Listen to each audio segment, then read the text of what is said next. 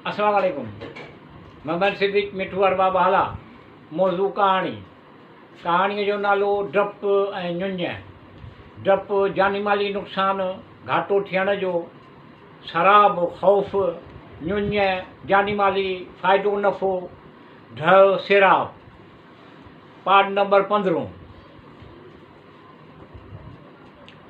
हज़रत इब्राहिम अलैहिस्सलाम अर्श जो उन ते हो, उन ते उहो ॾिठो। ख़ुदा हज़रत इब्राहिम अलैहिस्सलाम खे मलकूत आसमान ज़मीन ॾेखारियो। हज़रत इब्राहिम अलैहिस्सलाम चयो, आउं मुशरिकनि मां न आहियां। संदसि क़ौम खे चयो, जिन तो तव्हीं ख़ुदा जो शरीक करियो था, उन्हनि खां आउं बेज़ारु आहियां। ईअं चयो। अलाह ज़मीन आसमान खे नूर मां पैदा कयो आहे, उन जी इबादत करियो। अलाह वहदहू ला शरीक लहू आहे, अकेलो आहे, उन जी इबादत करियो। पोइ हज़रत इब्राहिम अलैहिस्सलाम जिन जे माउ आज़र जे घर वठी वियसि। ईअं थियो। पंहिंजे ॿारनि सां गॾु उनखे छॾियो। जॾहिं आज़र घर आयो, ही केरु आहे? आज़र पुछियो। हज़रत इब्राहिम जे माउ चयो, तुंहिंजो पुटु आहे। ईअं चयो। फलाणे वक़्तु पैदा थियो जॾहिं मूं तोसां अलहदगी कई हुई। ईअं चयो। आज़र चयो, अफ़सोस आहे तोते, अगरि बादशाह खे ख़बर पई त छा थींदो? उन जे निगाहनि में मुंहिंजी इज़त छा रहंदी? तो छा कयो? आज़र चयो, आज़र वज़ीर हुयो ऐं साहिब इख़्तियार हो। उन्हनि सभिनी माण्हुनि जे वास्ते बुत ठाहींदो हो। बुत खानो उन जे कब्ज़े में हुयो। उहो पंहिंजे ॿारनि खे खपाइण लाइ बुत ॾींदो हो। हज़रत इब्राहिम अलैहिस्सलाम जे माउ चयो, तोखे ख़तरो कोन्हे, बादशाह खे ख़बर ई कान पवंदी। ईअं चयो। मुंहिंजो पुटु मूं वटि ज़िंदा आहे। अगरि बादशाह खे ख़बर पई त जवाबु आउं ॾींदसि। ईअं चयो। जेॾी महिल बि आज़र हज़रत इब्राहिम अलैहिस्सलाम जिन जे तरफ़ निगाह कंदो हो त उन जी दिलि उन जे मोहबत में लिबरेज़ थी वेंदी हुई। ईअं थियो। पोइ हज़रत इब्राहिम अलैहिस्सलाम खे बि बुत खपाइण लाइ ॾींदो हुयो। हज़रत इब्राहिम बुत वठी उन जे कंध में रस्सी विझी ज़मीन ते घिहलींदो हुयो। अहिड़ी तरह शइ जो ख़रीदार केरु आहे? अहिड़ी शइ जो ख़रीदार केरु आहे जेको न नुक़सानु पहुचाए सघे न ई फ़ाइदो? ईअं पियो चवंदो हुयो।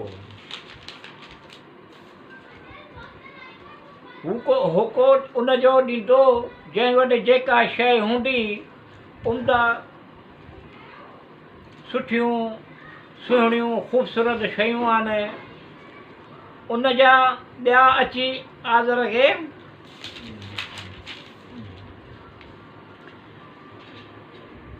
अहिड़ी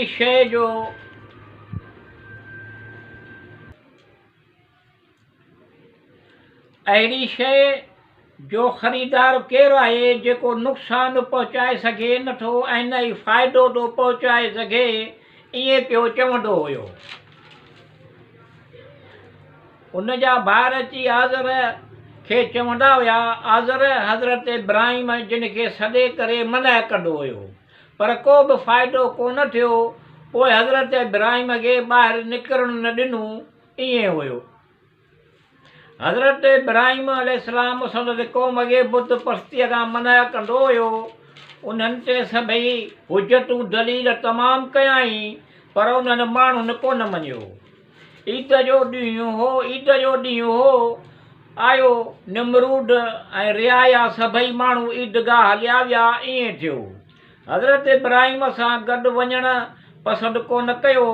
उन्हनि माण्हुनि हज़रत इब्राहिम जिन खे बुत खाने जी निगरानीअ जे लाइ सिपुर्द कयो। हज़रत इब्राहिम खाधो खणी आयो। उन्हनि बुतनि खे चवंदो रहियो, खाधो खाओ, खाओ, खाधो खाओ, ॻाल्हियूं करियो। जवाबु कोन मिलंदो हो। हज़रत आदम कुहाड़ो खणी उन जा हथ पेर वॾे भञी छॾिया। इहो कुहाड़ो हिकु वॾे बुत ते रखी छॾियो। ईअं चयो। ईअं थियो। निमरूद बादशाह उमरा लश्कर रियाया सां ईदगाह मां जॾहिं वापसि आया त ॾिठऊं ईअं थियो संदसि बुत टुटा भॻा पिया आहिनि। टुटल भॻल बुत ॾिसी ईअं चयो, जंहिं बि इहा हरकत कई आहे संदनि ख़ुदानि सां उन्हनि संदनि मथां ज़ुल्म कयो। ईअं थियो उनखे उहे क़त्ल करे छॾींदा। माण्हुनि चयो इहो आज़र जो पुटु आहे। ईअं थियो हज़रत इब्राहिम अलैहिस्सलाम उन ख़ुदानि खे बुरो चयो।